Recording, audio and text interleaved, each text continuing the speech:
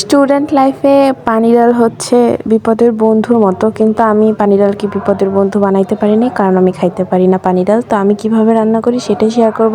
প্রথমে আমি তেলের ভিতরে শুকনো মরিচ দিয়ে টেলে নিচ্ছি, তারপরে এর ভিতরে পেঁয়াজ দিয়ে দেবো, তারপর দেবো হলুদের গুঁড়া, মরিচের গুঁড়া, লবণ, তারপরে এগুলো সবকিছু ভালোভাবে মিক্স করে নিব একসাথে। তারপরে এখানে ডাল দিয়ে কিছুক্ষণ ভেজে নিব, এগুলোর সাথে খুব ভালো করে মিক্স করে নিতে হবে। অনেকক্ষণ ভাজার পরে আমি এর ভিতরে টমেটো অ্যাড করব। টমেটো দিলে ডালের টেস্টটা অন্যরকম হয়ে যায়। তারপরে সুন্দর করে এভাবে টেলে নেব, মানে অনেকক্ষণ ভাজতে থাকবে। এখানে ডালটা যতক্ষণ ভাজা হবে ততটাই মজা লাগবে। তারপরে আমি পরিমাণ মতো পানি দিয়ে দেবো, যত আমি পানি ডাল রান্না করব না, তাই অল্প পরিমাণে পানি দেবো যাতে ডালটা শুধু সিদ্ধ হয়। আমার কাছে কাঁচামরিচ কিংবা ধনিয়া পাতা ছিল না, ওইগুলো দিতে পারলে ডালটা আরো মজা লাগতো। তারপর আমি ঢাকনা দিয়ে ঢেকে ভালোভাবে রান্না করে নিয়েছি। আমার কাছে যেহেতু ধনিয়া পাতা নাই, তা আমি এখানে জিরার গুঁড়ো দিয়ে দিচ্ছি, এখানে টেস্টটা ভালো আসবে। তো এই যে আমার ডাল রান্না করা শেষ। আমি সবসময় এভাবেই রান্না করে খাই যখন ডাল খাই। তো ভিডিও পর্যন্তই, আল্লাহ হাফেজ।